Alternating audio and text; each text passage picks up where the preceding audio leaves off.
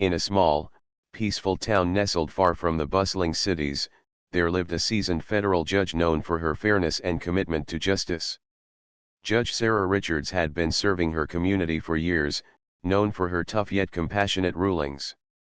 She was the kind of person who believed in the power of the law to change lives, even when the road to justice seemed difficult. The town was not without its problems, though. The local police force, while tasked with keeping the peace, had a dark side. Officers were known to be tough, but some had crossed the line, letting their prejudices get the better of them. Rumors swirled about corruption and misconduct, but nothing had ever been proven. Most people trusted the police, but the whispers never fully went away. Judge Richards had always worked hard to maintain a balance between holding people accountable and giving second chances. She had seen many cases over the years, cases that ranged from petty theft to violent crimes. But recently, there had been a growing tension between the police force and the community. It all seemed to come to a head when a high-profile case came to her courtroom. A young black man, Michael Rivers, had been arrested after an altercation with a police officer. The incident had been all over the news, and tensions between the police and the local community were running high. Michael, who had no prior criminal record, claimed he had been wrongly accused. The evidence against him was thin, and many of the witnesses had conflicting stories. Judge Richards had to make a tough decision. She would be overseeing the trial, a trial that could either bring justice or further divide the community. As the case began to gain national attention, one officer in particular began to feel a deep resentment toward Judge Richards. Officer Brian Walker had always prided himself on being a strict enforcer of the law. But over the years, he had developed a bitter hatred for what he saw as leniency in the justice system. Walker believed that people like Michael Rivers were getting away with too much, that they weren't being punished enough.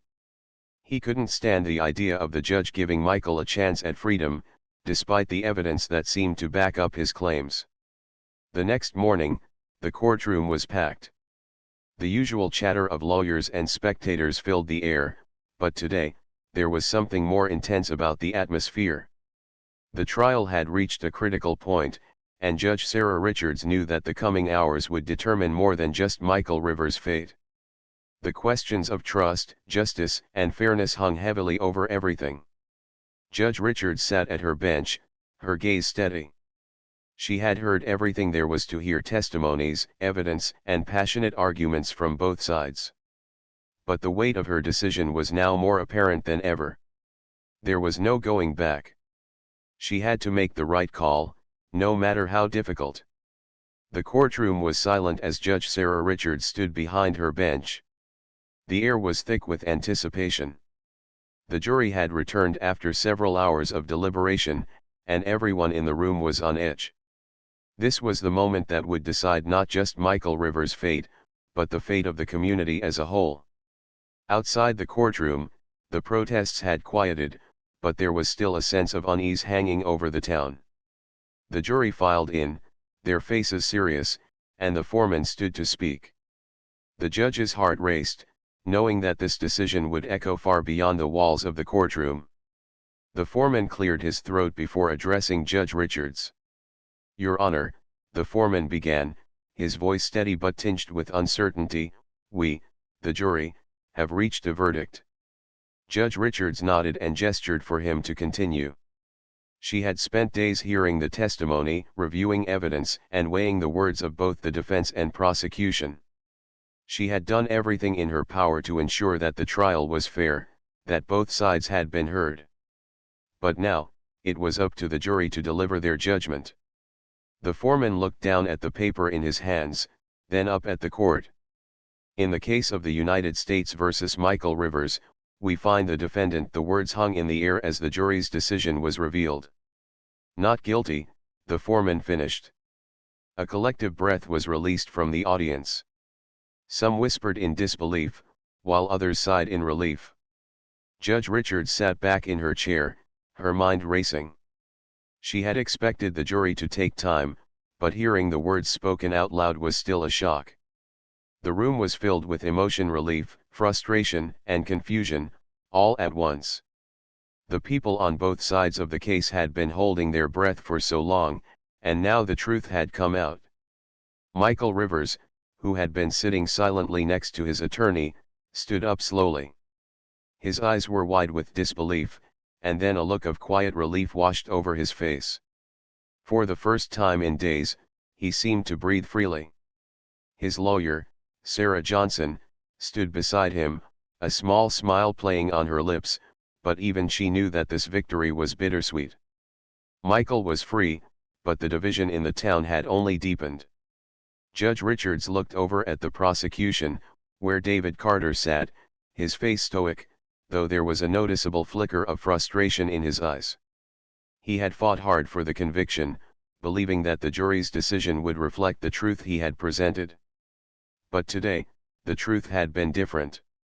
The system, it seemed, had let Michael Rivers walk free. Or, perhaps, it had done the right thing. After a moment of silence, Judge Richards spoke, her voice calm but firm. "The jury has made its decision," she said. "Michael Rivers is free to go. This trial has been a reminder that, in our justice system, everyone is entitled to a fair trial and to be judged by a jury of their peers. Let us move forward, respecting the decision that has been made here today." As Michael Rivers and his lawyer gathered their things and began to leave the courtroom, Judge Richards watched him closely. The relief on his face was clear, but so was the uncertainty. Even though he had been found innocent, Michael knew that his life would never be the same. The case had exposed deep fractures in the community, fractures that couldn't be easily mended. Outside the courthouse, the streets were alive with activity. The protesters who had once gathered in large groups were now smaller, quieter. They had come expecting one thing, and now they had received another. Some were disappointed, while others felt vindicated. The town was divided, and there was no easy way to bridge the gap between the two sides. Detective Lucas Green, who had spoken to Judge Richards earlier, was standing at the edge of the crowd. He watched as Michael Rivers and his lawyer disappeared into the distance. The detective had been one of the few who had questioned the actions of Officer Walker and the way the police force had been operating. But even he knew that the real work was just beginning. The trial may have ended, but the change the community needed was far from over. "Your Honor," Green said, approaching her as she stepped out of the courthouse. "I know it's been a difficult few days, but I think today showed us something important." Judge Richards looked at him, her eyes tired but resolute. "What do you mean, Detective?" "Michael's case," Green said, looking toward the streets where the crowd had gathered. "It wasn't just about one officer or one person. It was about the system. And for the system to change, we need more people to stand up and speak out. We need to fix what's broken, not just for the people who come into this courtroom, but for everyone who lives here." Judge Richards nodded slowly. She had always known that the job of a judge was about more than just ruling on cases, it was about shaping the future. But she also knew that real change required more than just decisions in courtrooms. It required action, honesty, and a willingness to confront uncomfortable truths. "We'll take it one step at a time," she said quietly. "But today, we've made progress. It might not feel like it now, but it's a start." As Green walked away, Judge Richards turned back toward the courthouse, her mind focused on the task ahead. The trial was over, but the challenges were far from finished. Michael Rivers might be free, but the community still had a long way to go. There was work to be done, both inside and outside of the courtroom. Later that day, after the courthouse had emptied out, Judge Richards sat alone in her office, reflecting on everything that had happened. She thought of Michael's face when the verdict had been read, and of Officer Walker's angry glare as the case came to a close. She knew that the trial had not only been about Michael Rivers, it had been about everything that had been left unsaid for so long. She picked up the phone and called Detective Green, asking him to meet her. It was time to begin addressing the larger issues. They needed to work together along with others in the community to fix what was broken. It wouldn't be easy, and it wouldn't be quick, but Judge Richards knew it was the only way forward. As she hung up the phone, she stood up, looking out the window at the town. There was still hope, still a chance for things to get better. But the road to healing would require more than just one trial. It would require a commitment to change, a commitment to justice that went beyond the courtroom. And she was ready to lead that charge. As the morning session began, the defense team, led by Sarah Johnson, stood up to make their final argument. Sarah Johnson had worked tirelessly to build a case around Michael's innocence. She had cross-examined witnesses, pointed out inconsistencies in the prosecution's evidence, and fought hard to show that the charges against Michael were based more on assumptions than facts. "Ladies and gentlemen of the jury," Johnson began, her voice firm and clear, "this case is about much more than one man's innocence. It is about the power of the truth. It is about seeing through the bias and prejudice that has clouded the judgment of so many before us. Michael Rivers is not a criminal. He is a young man who got caught up in a situation that spiraled out of control. He deserves to be judged on the facts, not on the color of his skin or the actions of one police officer with a personal agenda." Her words struck a chord with the jury, who listened carefully as she continued. Johnson presented the key points once again: the lack of physical evidence, the contradictions in the testimony of Officer Walker, and the fact that Michael had not been aggressive, but merely reacted out of fear and confusion. As Johnson finished her argument, the courtroom fell silent. Judge Richards looked around the room, her gaze lingering on the jury. She could see that they were deep in thought, grappling with what they had heard. This was no easy decision, and the weight of it was apparent in their faces. The prosecution was not ready to give up, however. David Carter, the prosecutor, stood up next, his voice strong as he turned to face the jury. "Let's be clear," he began. "This is not just about one officer's word against a defendant's. This is about maintaining order in our community. Officer Walker was doing his job, and Michael Rivers attacked him. The evidence shows that he refused to cooperate with the officer's commands. He escalated the situation, and that is why we are here today." Carter's words were sharp, designed to provoke doubt in the minds of the jury. He emphasized the danger of allowing someone like Michael to walk free, warning that it could send a message that lawlessness would be tolerated. He even pointed out that if the jury believed Michael's version of events, it would undermine the authority of law enforcement everywhere. Judge Richards listened intently to both sides, but she could feel the tension in the room rising. She had seen cases where the truth was clouded by emotion, where the voices of those involved were drowned out by their own biases. She knew that this case had become bigger than Michael Rivers. It had become a battle between two worlds, two ways of seeing the justice system. The defense and prosecution had each made their points, and now it was time for the jury to deliberate. The courtroom emptied as the jury filed into the deliberation room. Judge Richards sat alone in her chambers, her mind racing. What would the jury decide?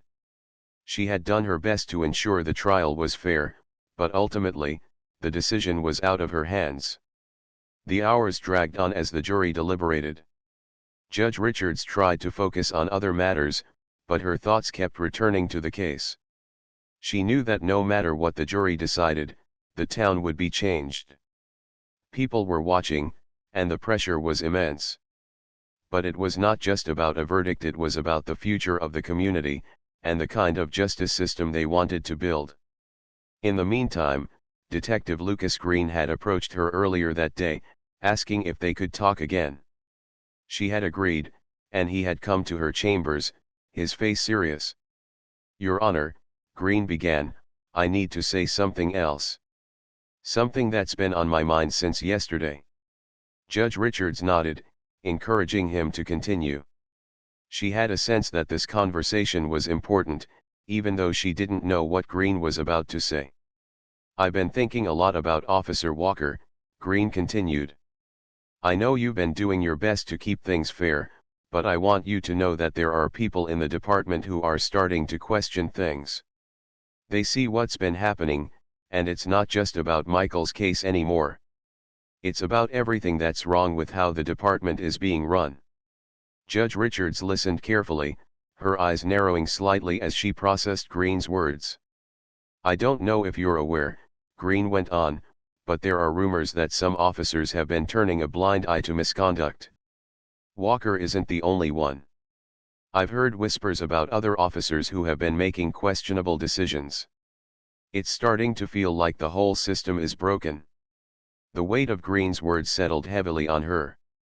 She had suspected that there were deeper issues within the police force, but to hear it confirmed from someone she respected was a wake-up call. She realized that this case was only a small piece of a much larger puzzle.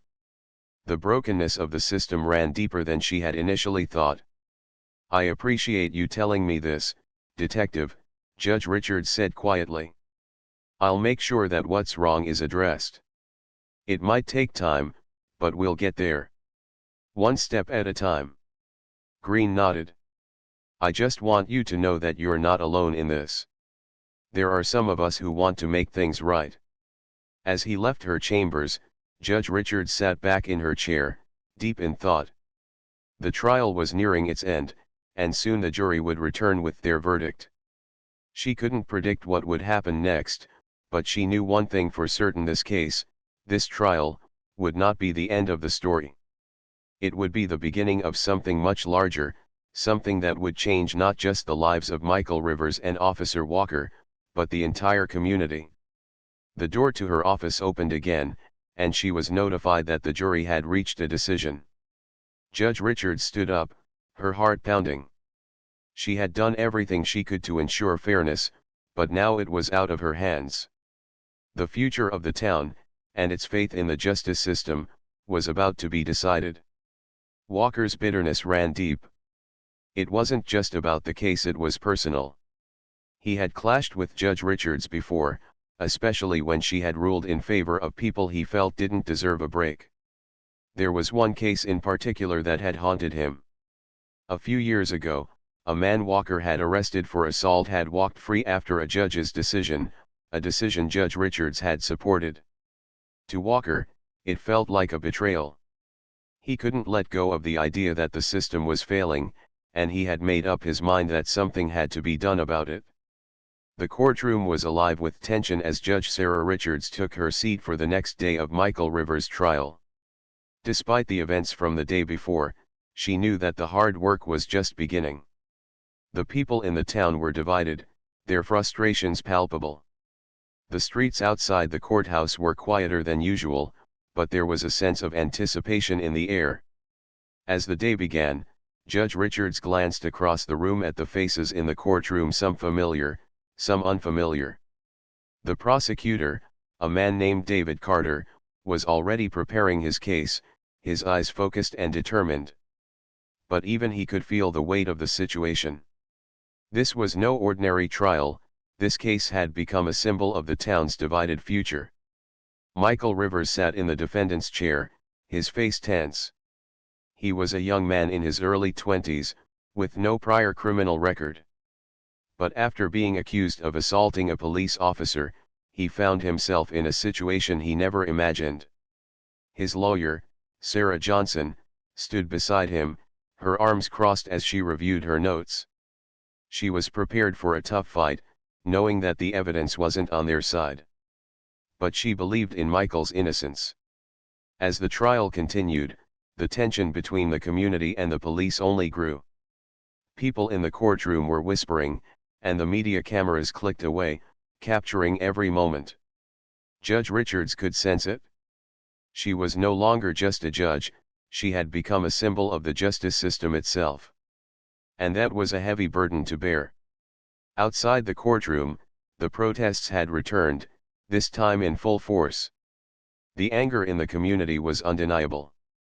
People felt that the police were above the law, that they had the power to get away with anything. The trial had become the focal point for everyone who felt powerless and unheard. And Michael's case had become the catalyst for all of it. But inside the courtroom, the atmosphere was different. Judge Richards had earned a reputation for being fair and level-headed, and today was no exception. She had to maintain control, to ensure that the proceedings ran smoothly, and that justice was served no matter how difficult that might be. As the day wore on, the case seemed to drag on. The prosecution presented its arguments, outlining the events from the night of the incident. They had witnesses, including Officer Walker, who claimed that Michael had physically assaulted him after being stopped for a routine check. According to Walker, Michael had become aggressive and had refused to comply with orders. The story was clear-cut in his mind: Michael was guilty. But Michael's defense attorney, Sarah Johnson, wasn't backing down. She stood up to present her case, and her voice rang out in the courtroom, calm and measured. "Your Honor, we will show that Michael Rivers did not assault Officer Walker. The evidence does not support the claims made by the prosecution. In fact, there is a lack of any real evidence that Michael committed any crime." She turned to the jury, her eyes meeting theirs as she spoke. "We will prove that Michael was the victim of a system that is too quick to judge, too quick to assume guilt. He was simply in the wrong place at the wrong time. And we intend to show that his actions were not those of a criminal." Judge Richards listened intently as the defense laid out its arguments. She had heard similar cases before, cases where the law seemed clear-cut, yet there was always more to the story. She knew this was one of those cases. The more she listened, the more she began to see the cracks in the prosecution's case. There were inconsistencies in the testimonies, and some of the evidence seemed flimsy at best. As the day came to a close, Judge Richards called for a recess. The courtroom erupted into hushed conversations as people filed out. It was clear that no one had expected things to turn this way. Many had assumed that Michael's guilt was a foregone conclusion, but now, doubts were creeping in. Judge Richards knew that the decision she would have to make would have lasting consequences. The pressure was mounting, but she wasn't going to let that distract her from the truth. That night, after the courthouse had emptied out, Judge Richards sat alone in her office. She had always been able to think clearly in moments of pressure, but tonight, the weight of it all was heavier than ever. She ran her fingers over the papers in front of her, her mind racing as she sifted through the details of the case. Was Michael really innocent? Was there enough evidence to say that the police had overreacted, that Walker's version of events wasn't the full truth? And what about the larger picture? Was this trial about Michael, or was it about something deeper? About the community's relationship with the police, and the trust that had been broken over the years? Her thoughts were interrupted by a knock on the door. She looked up, startled, as a familiar face appeared in the doorway. It was Detective Lucas Green, the same officer who had tried to intervene during the confrontation between Walker and Richards the day before. "Your Honor," Detective Green said, stepping into the room. "I hope I'm not disturbing you, but I needed to talk." Judge Richards motioned for him to sit. "Of course, Detective. What's on your mind?" Green hesitated for a moment, as though unsure of how to proceed. Finally, he spoke. "I've been thinking a lot about everything that's been happening. About the case, about what happened yesterday. And I need to tell you something." Judge Richards nodded, urging him to continue. She had known Green for years. He wasn't the kind of officer to speak out unless he had something important to say. "I've been a part of this police force for over 15 years, Green began. And I've seen a lot. But what I saw yesterday, with Walker, I can't just ignore it.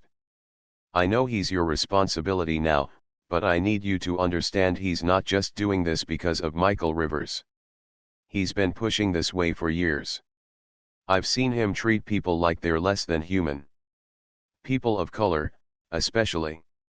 Judge Richards listened carefully, her expression serious.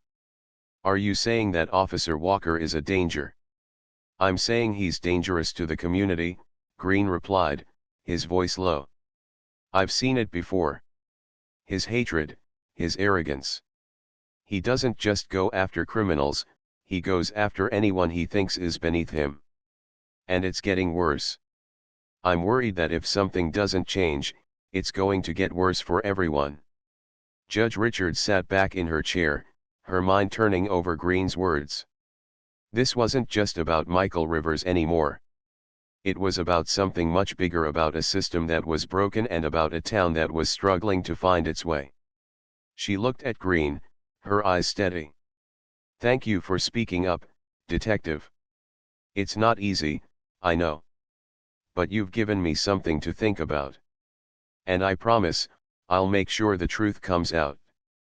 Green nodded, his face serious. "I know you will, Your Honor." As he left the room, Judge Richards sat alone again, the weight of the case pressing down on her. The path ahead was unclear, but she knew one thing for sure: this trial was only the beginning. She had a responsibility not just to Michael Rivers, but to the entire community.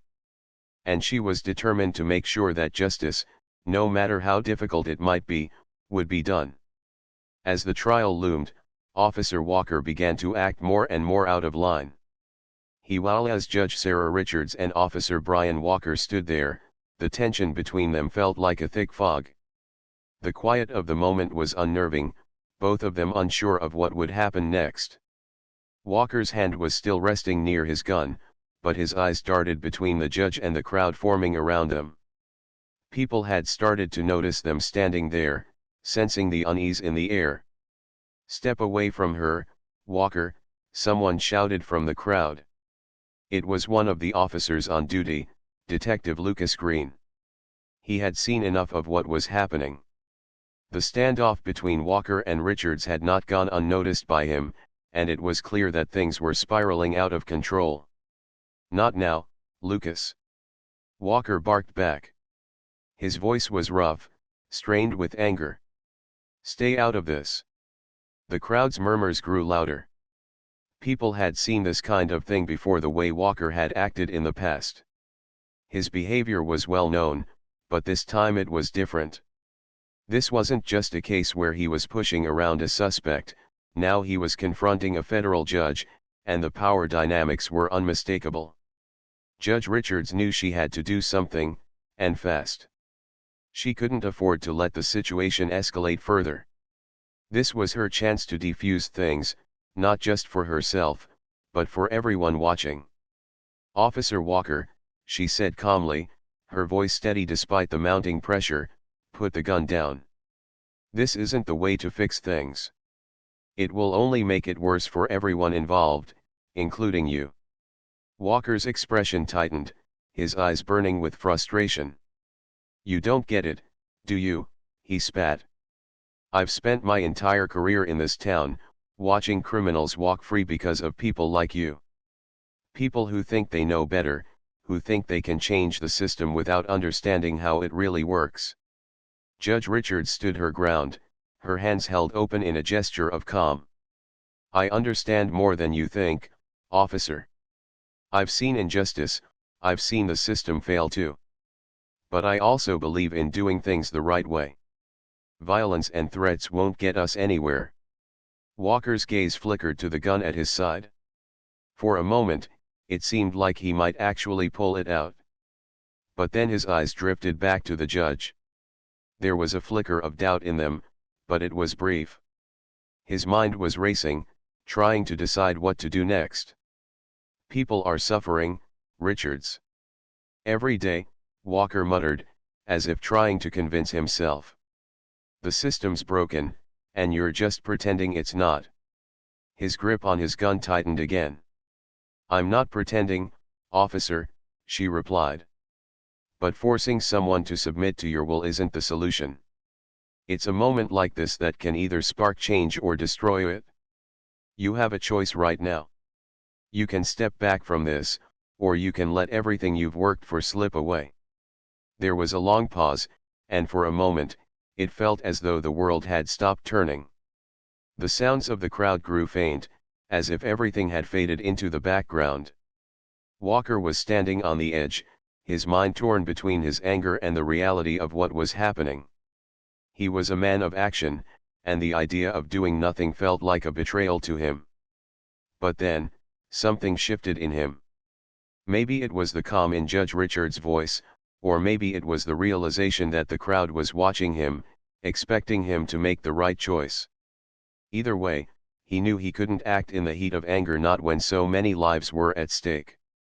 Walker slowly took a step back, his hand moving away from his gun. He was still angry, still frustrated with everything he believed was wrong in the system, but he could feel the weight of the decision on his shoulders. The crowd began to settle as they saw the change in his posture. Walker was backing down.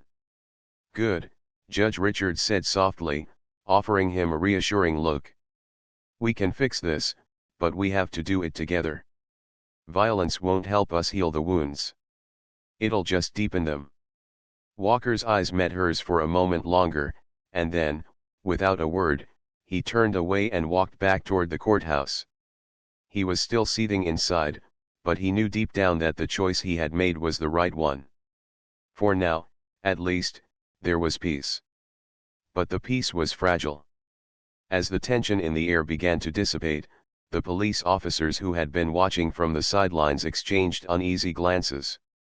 They had seen Walker's behavior before, but none of them had ever witnessed a standoff like this. No one had expected the judge to handle it so calmly, and no one had expected Walker to back down.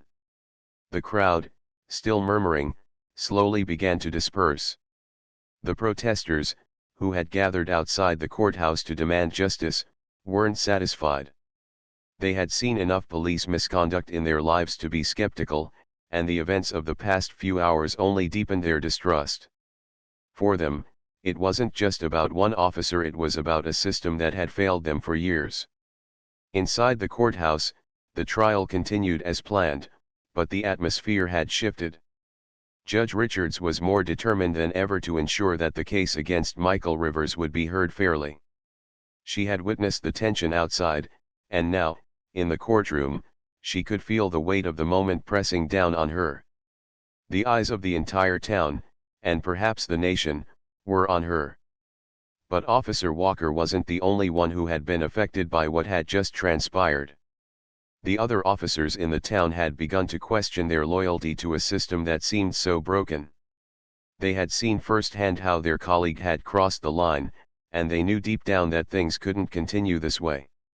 Some of them began to think about what they could do to make things better, not just for themselves, but for the community they swore to protect. Later that evening, as the sun began to set, Judge Richards sat alone in her office. She felt a heavy weight in her chest, but she also felt a quiet sense of relief. She had faced one of her toughest challenges, and while it hadn't been easy, she had held firm to her beliefs. The case against Michael Rivers was far from over, but at least for one brief moment, she had made a difference. And that was enough to keep her going.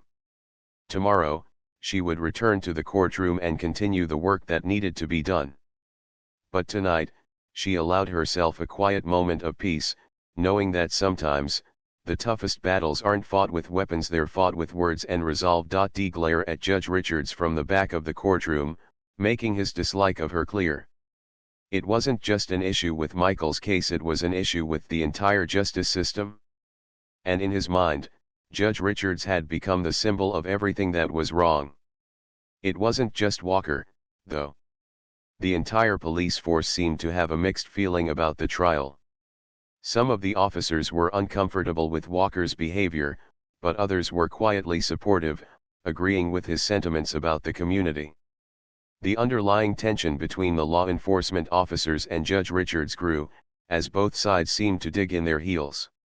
One afternoon, as the trial was getting more intense, Judge Richards stepped outside the courthouse for a brief moment of peace.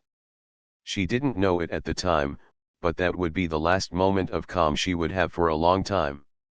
Outside, the air was warm, and the sound of protests filled the streets. The community was divided, and the anger from both sides was starting to spill over. People were questioning the fairness of the trial, and some were even questioning the motives of the police officers. It felt like everything was on the brink of exploding. Judge Richards, aware of the chaos, took a deep breath. She believed in the power of the law, but she also understood that the law alone wouldn't fix everything. Sometimes, change required more than just a decision in a courtroom. It required people to see each other as human beings, not just symbols of the system. She stood near her car, staring at the courthouse steps, when she heard footsteps approaching. At first, she didn't think much of it. But when she turned around, her eyes met those of Officer Brian Walker. Walker was standing there, a few feet away, his face hard and angry.